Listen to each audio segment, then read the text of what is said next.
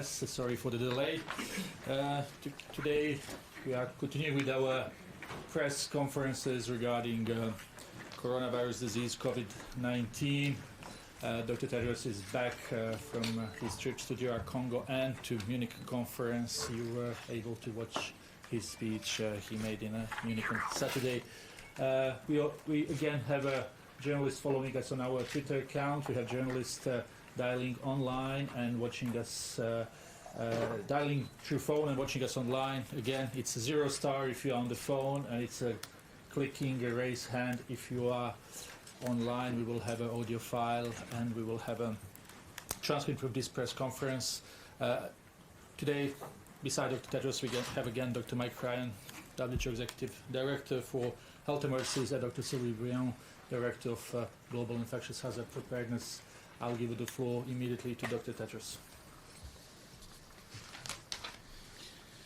Thank you, Tariq. And good afternoon, everyone. Let me start, as I always do, with the latest data. As of 6 a.m. Geneva time today, China has reported 70,635 cases of COVID-19 to WHO, including 1,772 deaths. In the past 24 hours, China has reported 2,051 new cases, which includes both clinically confirmed and lab-confirmed cases. 94% of new cases continue to come from Hubei province. Outside China, WHO has received reports of 694 cases from 25 countries and 3 deaths. As more data comes in from China, we're starting to get a clearer picture of the outbreak, how it's developing and where it could be headed. Today, China has published a paper with detailed data on more than 44,000 confirmed cases of COVID-19. This data give us a better understanding about the age range of people affected, the severity of the disease, and the mortality rate. As such, they're very important in enabling WHO to provide good evidence-based advice to countries. We encourage all countries to share their data publicly. The data also appear to show a decline in new cases. This trend must be interpreted very cautiously. Trends can change as new populations are affected. It's too early to tell if this reported decline will continue. Every scenario is still on the table. It also appears that COVID-19 is not as deadly as other coronaviruses, including SARS and MERS. More than 80% of patients have mild disease and will recover. In about 14% of cases, the virus causes a severe disease, including pneumonia and shortness of breath. And about 5% of patients have critical disease, including respiratory failure, septic shock, and multi-organ failure. In 2% of reported cases, the virus is fatal, and the risk of death increases the older you are. We see relatively few cases among children.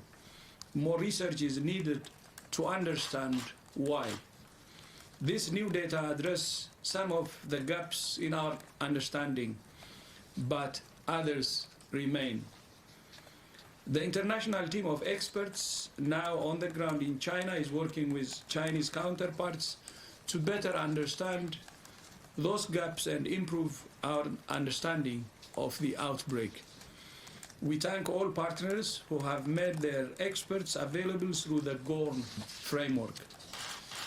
WHO is continuing to work night and day on several fronts to prepare countries. We're sending testing kits to laboratories around the world. We're protecting health workers by sending personal protective equipment to many countries, and we're working with manufacturers to ensure supply. We're training health workers. We're providing advice to countries on how to do screening, testing, contact tracing, and treatment. And we have put out a call for $675 million to support countries to prepare. I thank those donors who have contributed. But we have not seen the urgency in funding that we need. As I keep saying, we have a window of opportunity now. We need resources now to ensure countries are prepared now. We don't know how long this window of opportunity will remain open. Let's not squander it. I thank you. Thank you very much, Dr. Tedros. We have about 20 minutes for questions, not more than that, so I would ask everyone to ask one and very short questions. *9 if you are dialing in, clicking raise hand if you are online. We will start, as always, here in the room. We have 1, 2, 3, and then we will move on, please. And if you can, yes, excellent, thank you. Good afternoon. Tomohiro Deguchi with Kyodo Japanese Newswire. My question goes to Dr. Ryan on WHO's risk assessment for coronavirus disease 2019. Please correct me if I'm wrong, but I understand that WHO uses the word pandemic phase specifically for influenza outbreak cases. But should the global risk assessment of COVID-19, which is high now, turns into very high in the future, would it be safe for us journalists to say or call it pandemic in general terms? Thank you.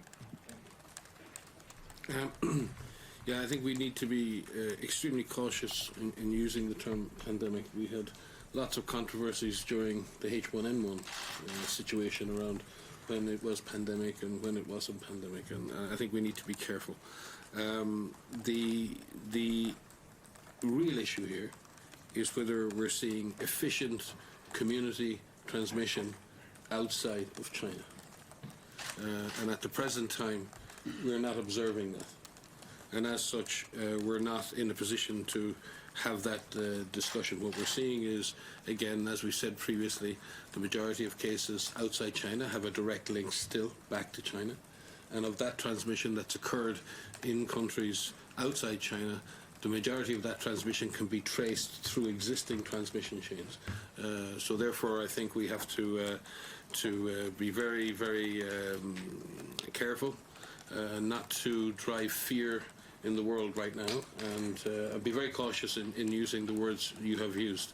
We've said it, the risk is very high in China, it is high regionally, and it is high around the world. That is not the risk is high of a pandemic. The risk is high that the disease may spread further, and I think at face value that is true.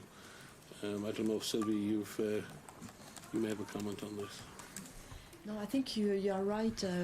I think the difficulty with certain words is that their interpretation varies, and for general public, very often pandemic is really the worst case scenario. And so I think we need, before qualifying the event as the worst case scenario, we need a lot more evidence and a lot more data, and so that's why I think we need to be cautious, because it can really create panic. Unnecessarily, because what is important currently is that we all agree on the risk assessment so that we can all tackle the virus the same way. Thank you very much. Then we go to Chen. Yang with Xinhua News Agency.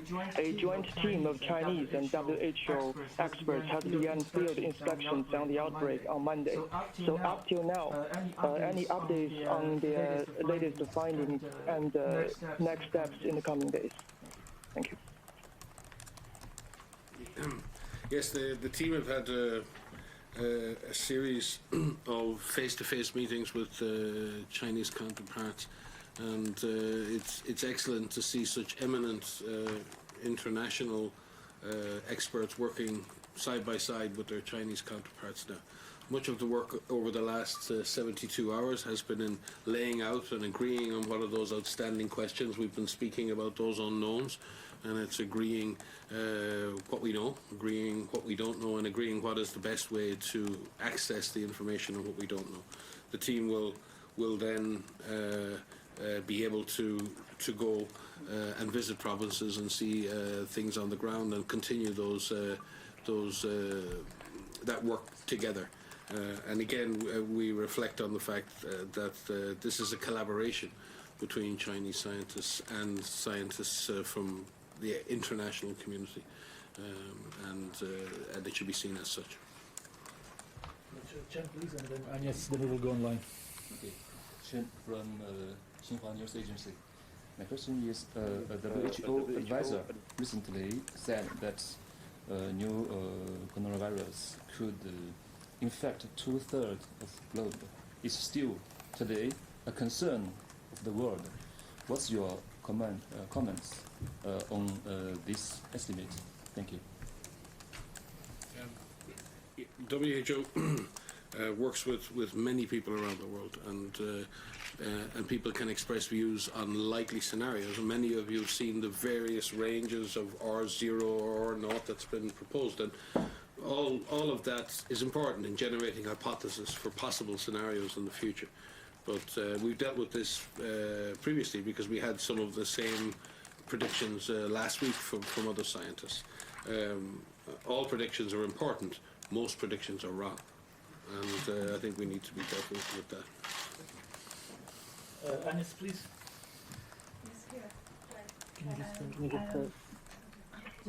Sorry. Yes, hello, Agnès Perrault from Agence France Presse. Today, some Chinese health officials have called former patients who recovered to give their blood in order to extract the plasma and give that to the patients who are still healed. Do you think this is a good option? Sylvie, with some details. The use of convalescent plasma or hyperimmune globulin has been part of the treatment of severe infectious diseases going back almost to the beginning of when we understood viral infection. We see it in rabies, we've seen it in other infections. And it has proven effective and life-saving in a number of different diseases. Diphtheria have been one most recently where we use a similar approach. So it is a very important area to pursue. And again, we will need to look at how it's used, which patients are most likely to benefit from its use, when during the course of the illness it will be beneficial. Because what hyperimmune globulin does is it concentrates the antibodies in a recovered patient, and you're essentially giving the new victim's immune system a boost. You're giving them a boost of antibodies to hopefully get them through the very difficult phase. So it must be given at the right time, because it mops up the virus in the system, and it just gives the new patient's immune system a vital push at the time it needs it. But it has to be carefully timed, and it's not always successful. So it's a very important area of discovery, and I believe they're starting trials on that in China. But it's a very valid way to explore therapeutics, especially when we don't have vaccines or we don't have specific antivirals. Thank you very much.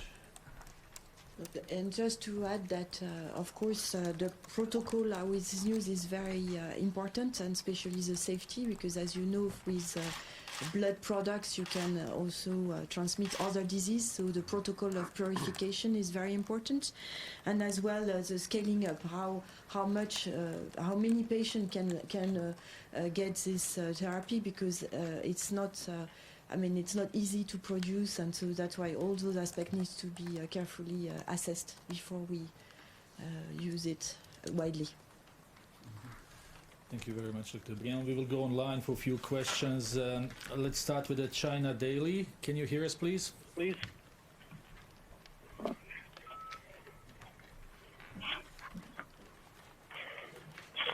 Hello, do we have anyone online from China Daily? If not, Chris, can we try someone from colleague from Switzerland?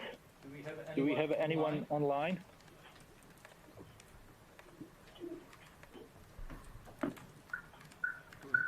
Hello? Hello? Can you hear us?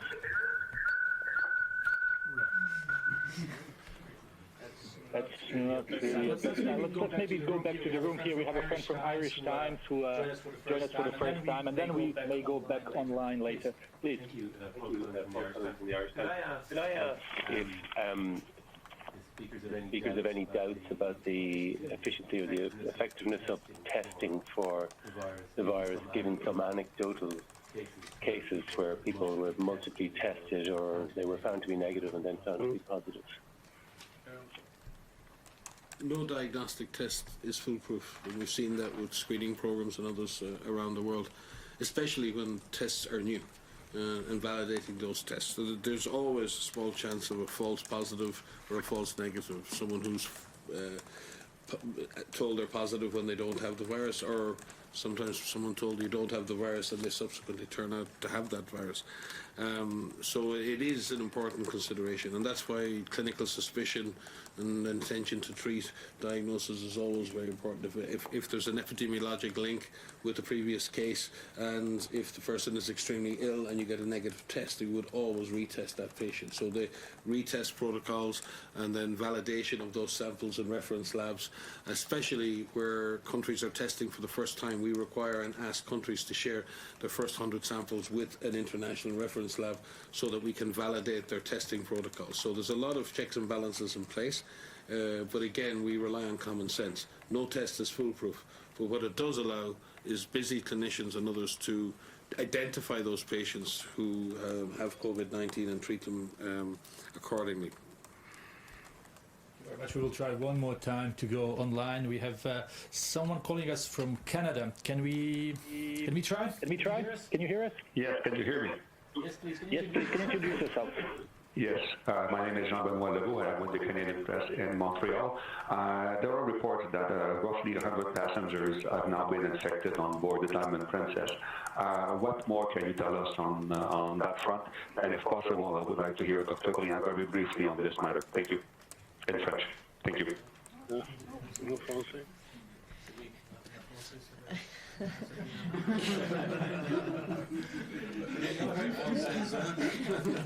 your French is pretty good, Dr.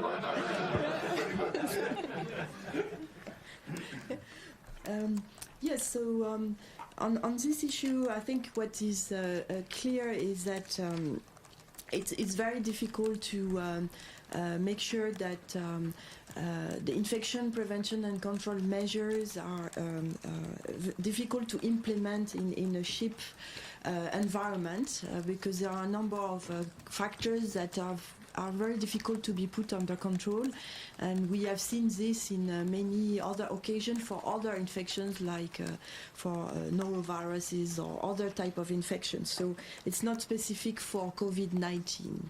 And so that's why we are working very closely with the various constituencies, the Japanese authorities, but also the chief medical officer on those cruise ships to see what would be the best measure to put in place to protect the people on the ships, but also make sure that we still stick to our objective, which is the containment of the virus. And I think this is what we are going to, that's what we are doing currently.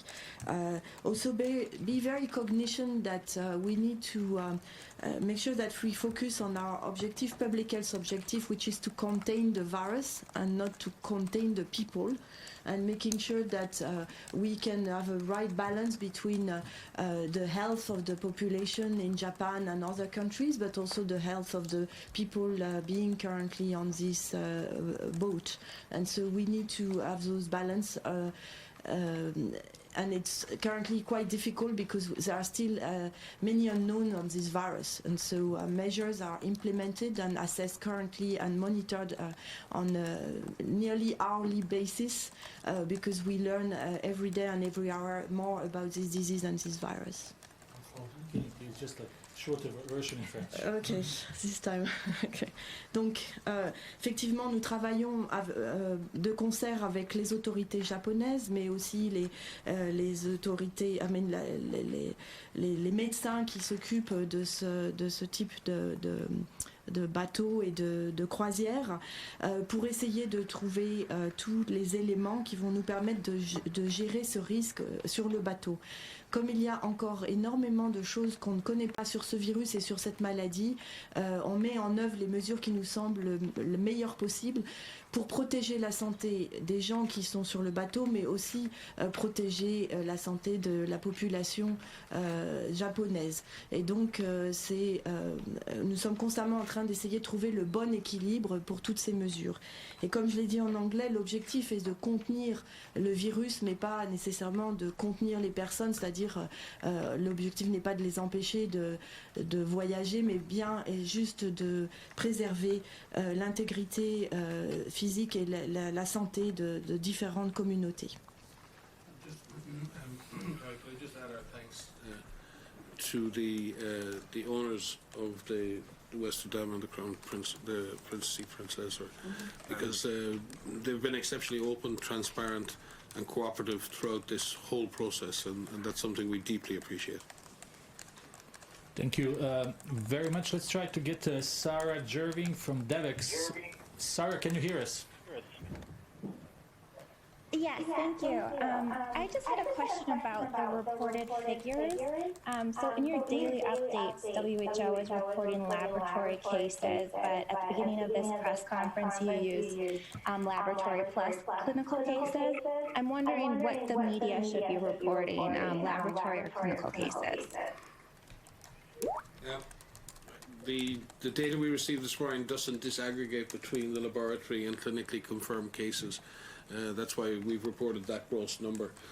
I believe we will continue to report both numbers as they're made available, but I think the overall number combined of both will probably be a better number going forward. But we're working with our colleagues in China to see whether they will be reporting both numbers on a daily basis from here on in.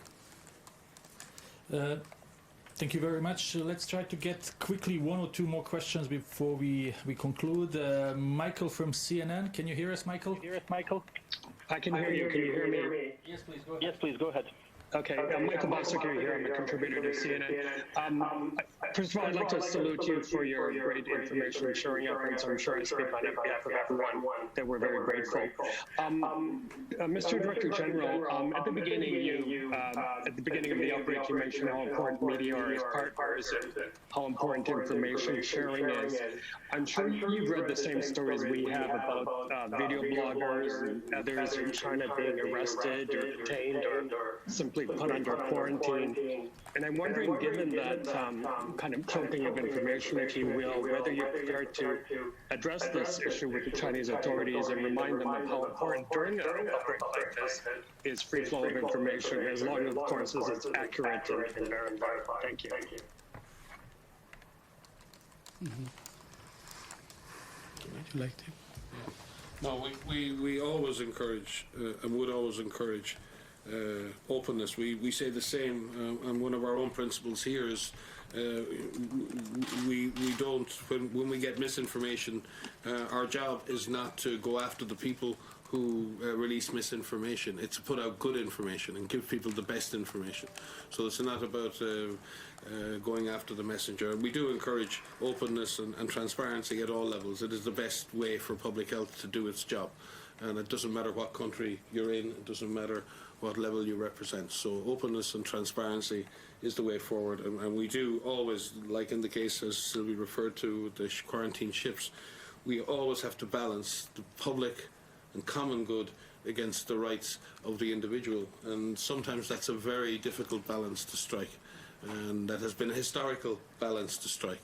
And we've seen that in 1918 in the Great Pandemic, where governments, including your own in the US, had to make some very difficult decisions about quarantine, very difficult decisions about information sharing, and that is, you know, it's something that you can't ignore, and it's very important that all governments are able to balance the good of society and the community against the rights of individuals to openly communicate.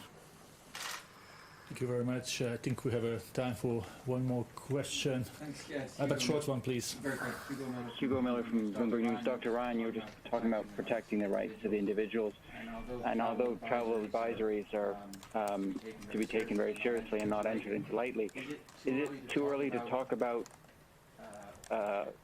any kind of a suggested travel ban on cruise ships, even within certain regions, to stay clear of Asia, to preclude the situation where you have to make these difficult choices between keeping people corralled on a ship for weeks on end? I think I take your point, but even the construct of your sentence, to steer clear of. We have a group of people saying we should steer clear of cruise ships or steer clear of airports or steer clear of certain ethnic groups and steer clear of other things. We have to be really careful here. There's no zero risk in the world for anything. What Sylvie mentioned is we need an approach to managing risk that allows us to continue to operate as a society while minimizing the risks we know about. And that doesn't matter if we're talking about travel or meetings. It doesn't matter if we're talking about cruise ships. These are manageable risks.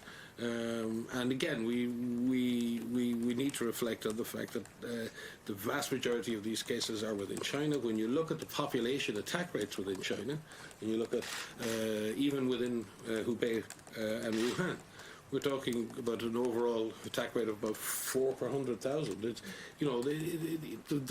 This is a very serious outbreak, and it has the potential to grow. But we need to balance that in terms of the number of people infected. Outside Hubei, this epidemic is affecting a very tiny proportion of people. So if we're going to disrupt every cruise ship in the world on the off chance that there might be some potential contact with some potential pathogen, then where do we stop? We shut down the buses around the world, and what happens when other countries are affected? Do we take the same measures in that case? So we need to be extremely measured in what we do, and everything we need to do needs to be based on public health. It needs to be based on evidence. It needs to be based on a principle: is there's no such thing as a zero risk, and every single person on this planet understands that. It is impossible to reduce risk of anything to a zero. By the way, to add to that, measures should be taken proportional to the situation, based on public health science and evidence, and blanket measures may not help. So that's what we're trying to say. Otherwise, as Mike said, there is no zero risk, but it has to be proportional to the situation. I was thinking transport for water leisure, in the sense that transporting buses, trains fit into one category, cruise ships is a perhaps cleaner line, but sure. But again, there were That's specific risks. There were some specific risks associated with a small number of cruise ships. And again, the risk of that has waned. So I think we again need to be realistic about what has happened, but very often in life what has happened doesn't determine what you do next. So I think we need to separate the past from where we are now. What's the evidence now? And then where do we go from here? So I fully take your point and I fully take your concern. But we need to remain very balanced before we knee-jerk ourselves into unfortunate situations. And I particularly would say, in the case of stigma, and if we leave aside the issue of cruise ships, if I don't get to take my cruise ship holiday, maybe that's not the end of the world. But there's a lot of people around the world who've suffered stigma and profiling and other things, and we should maybe be concerned about that and ensure that people around the world show solidarity with those affected and don't extend risk beyond what's reasonable. And again, we need to avoid stigma at all costs. Thank you very much, Jamie. I'm really sorry, but we'll have an opportunity again, and our guests have to go now, so we will conclude here.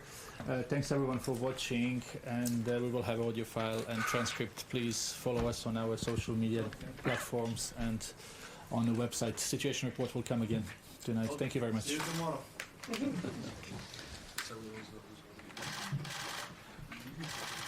You are muted.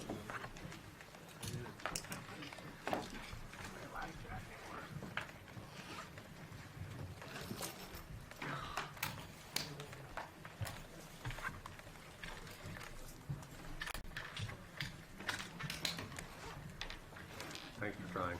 Goodbye.